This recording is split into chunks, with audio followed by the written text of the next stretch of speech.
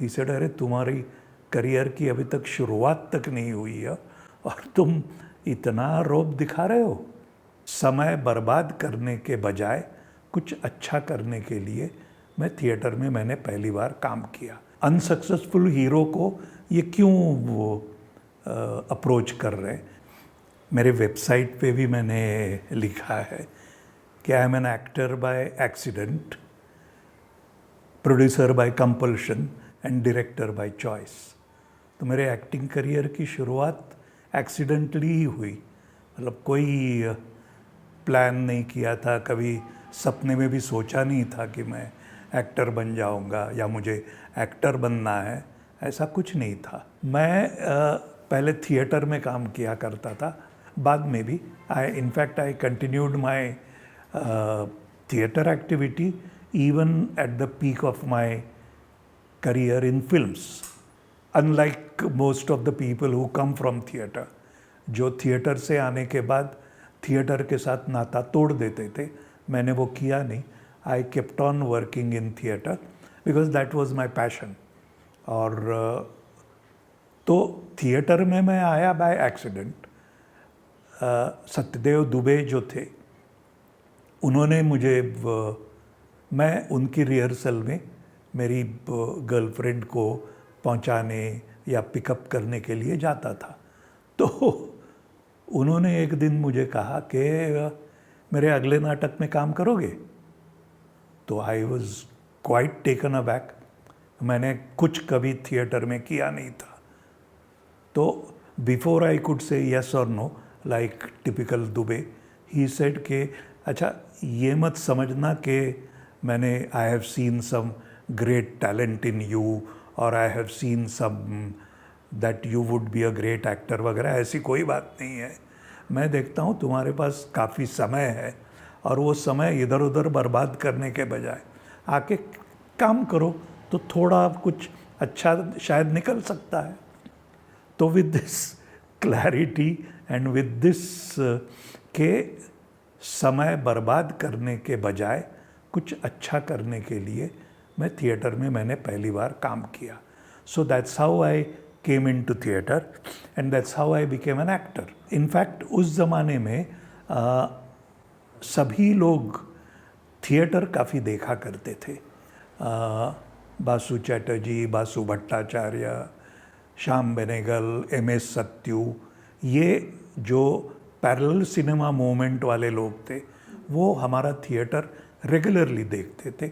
इतना ही नहीं तो Rajshri productions, the B R. Chopra, ये सारे लोग भी थिएटर काफ़ी देखा करते थे। मैं हिंदी थिएटर करता था, इसलिए शायद वो लोग आके वो नाटक देखा करते थे। तो हम लोगों को एक दूसरे से पहचान बहुत पहले से थी। Rishida was used to be a regular spectator for our plays. तो ऐसे बहुत से लोग थे जो थिएटर देखा करते थे और हम लोगों की पहचान बहुत पहले से थी। मराठी मूवी शांतता कोर्ट चालू है, ये बनाई थी सत्यदेव दुबे जी ने। और इंटरेस्टिंग बात ये थी कि that was produced by Satyadev Dubey and Govind Nihalani. Govind ji का वो फिल्मों में इंडिपेंडेंट सिनेमाटोग्राफी का डेब्यू था। तो ये नाटक हम पहले कर चुके थे और उसी नाटक पे दुबे जी ने ये फिल्म बनाई। तो उसमें मैंने जो नाटक में रोल किया था वही रोल मैंने किया। That was our entry into the films. मुझे याद है कि आज भी फिल्म एक्टिंग क्या होती है, उसके क्या क्या कायदे कानून होते हैं, एक्टर को किन चीज़ों का ध्यान रखना चाहिए वगैरह, ये सारी चीज़ें गोविंद ने हमको सिखाई, गोविंद नेहलानी। और उस ज़माने की मैं बात करूं तो आपको शायद मतलब ये उस ज़माने में मिचेल जैसा कैमरा था जो आजकल दिखाई भी नहीं देता, सिर्फ म्यूज़ियम में दिखाई देता है। तो वो कैमरा था और हम लोगों ने नटराज स्टूडियो में सेट लगाया था और नटराज स्टूडियो में उसकी शूटिंग हुई, पूरी शूटिंग एक्सेप्ट फॉर आउटडोर। तो वहाँ से जो शुरुआत हुई, उसके बाद मुझे एक मराठी फिल्म में हीरो के तौर पे ऑफ़र मिली और वो फिल्म मैंने की। उसका नाम था बाजीरावचा बेटा।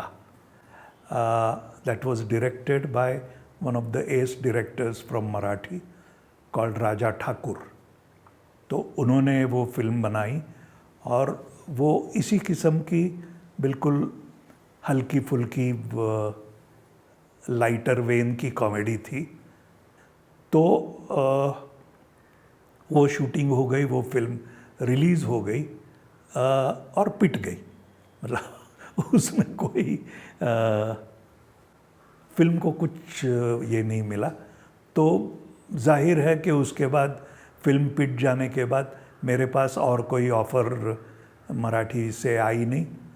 तो when Basuda approach me, I was a bit surprised कि भैया ये कैसे, ये मतलब अनसक्सेसफुल हीरो को ये क्यों वो अप्रोच कर रहे हैं। बट बाद में पता चला कि ये मेरा रेगुलरली थिएटर देखते थे, he was well aware of all that. And वो ज़माना एक था जहाँ पैरेलल सिनेमा वॉज इमर्जिंग।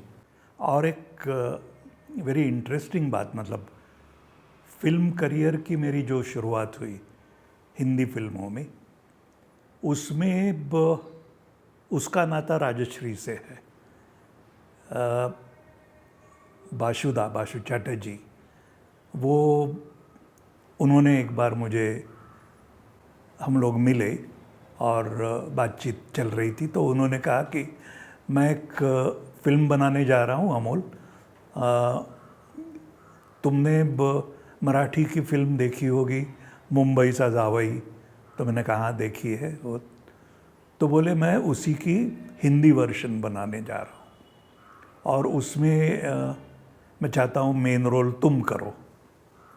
तो मैंने कहा sounds quite interesting, okay, I am okay with that, हम लोग ज़्यादा डिटेल बात करेंगे।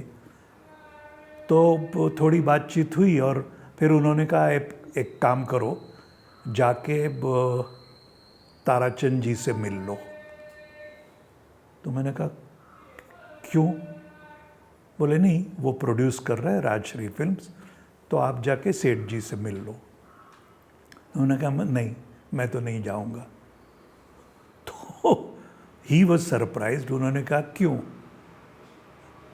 मैंने कहा फॉर द सिंपल रीज़न कि आपने अगर मुझे चुना है, आपको अगर लगता है कि ये रोल मुझे करना है, तो you must take me, introduce me properly with whatever dignity, and then you say कि ये लड़का नया लड़का है जिसको मैं कास्ट करना चाहता हूँ, यू शुड टेक मी। मैं वहाँ नहीं जाऊँगा और कतार में खड़ा नहीं रहने वाला मैं। तो he was quite taken aback. He said अरे तुम्हारी करियर की अभी तक शुरुआत तक नहीं हुई है और तुम इतना रौब दिखा रहे हो। मैंने कहा दैट्स हाउ आई एम। खैर, तो इसलिए जाहिर है कि वो बात बनी नहीं। पिया का घर में उन्होंने मुझे पूछा था, लेकिन पिया का घर में फिर अनिल धवन को लेके उन्होंने वो फिल्म बनाई। The more surprise was for me in store कि जब वो दोबारा मेरे पास आए और उन्होंने रजनीगंधा के लिए बात की और रजनीगंधा हमने बनाई वगैरह वगैरह। That is part of the history. Now after रजनीगंधा एंड छोटी सी बात, दोनों फिल्म सुपरहिट हुई, दोनों सिल्वर जुबली हुई। उसके बाद बाशुदा ने मुझे पूछा कि अमोल एक बड़ी प्यारी छोटी सी फिल्म मैं बना रहा हूँ, चितचोर, तो उसमें काम करोगे? तो मैंने कहा क्या कहानी क्या है वगैरह पूछा। तो उन्होंने, उनका जैसा रवैया था, बाशुदा का एक बड़ा इंटरेस्टिंग एस्पेक्ट था। बाशुदा कभी अच्छे नरेटर नहीं रहे। मतलब वो ऐसे कई डायरेक्टर्स हैं जो इतना इम्प्रेसिव नरेशन देते हैं and you get the whole vision of what this man is trying to. बासुदा was very poor in that. मतलब रजनीगंधा के लिए जो हम लोगों की मुलाकात थी वो मैं अगर मिसाल के तौर पर बता दूँ. उन्होंने कहा अमोल एक फ़िल्म बनाने जा रहा हूँ, मानो एक लड़का है जैसे तुम हो, और फिर एक लड़की है, एक नई लड़की है विद्या सिन्हा नाम. तो और दोनों फिर रुक गए और बोले यार ये पढ़ लो तुम. उन्होंने मुझे स्क्रिप्ट हाथ में दे दी और कहा कि ये पढ़ लो. Now this is how he would narrate a story. I was later on I came to know कि जिस आदमी को किस तरह की फिल्म बनानी है, क्या एक एक डिटेल, उसका टेक्सचर क्या होना चाहिए, उसमें ह्यूमर किस तरह का है, ये सारी विजन उनके पास बहुत ज़बरदस्त थी. स्क्रीन पे उसको कैसे पेश करना है ये इतना अच्छा जानते थे. लेकिन ऐसे नरेशन में बिल्कुल उनके पास इम्प्रेस करने वाली कोई बात थी ही नहीं. तो खैर उन्होंने उस हिसाब से मुझे ये कहानी भी दी पढ़ने को. ओरिजिनल बंगाली कहानी थी, उसका नाम था चित चकोर. छोटी सी कहानी थी तो वो पढ़ ली. तब तक मुझे आदत हो गई थी कि छोटी सी कहानी को बासुदा कैसे मतलब इम्प्रूव करते हैं, उसको कैसे सजाते हैं, किस तरह से पेश करते हैं, ये सब मुझे आदत हो गई थी. उनकी स्क्रिप्ट्स और पूरी स्क्रिप्ट वो हाथ में शुरू में ही दे देते थे. तो वो उन्होंने चित्चोर की स्क्रिप्ट मुझे दे दी और हमारी मेजॉरिटी ऑफ शूटिंग उसकी वो पूरी पंचकनी में हुई. तो we went and stayed there as a almost as a family and we shot the film there. पहली मुलाकात मेरी राज बाबू के साथ जो हुई वो थी कि जब गानों की रिकॉर्डिंग थी, तो गानों की रिकॉर्डिंग में राज बाबू ने मुझे फ़ोन करके कहा कि अमोल जी रिकॉर्डिंग है और आपको तो आना ही है. तो मैंने कहा मैं ज़रूर आऊँगा. मुझे वो काफ़ी दिलचस्पी थी म्यूज़िक में, तो मैं पहुँच गया.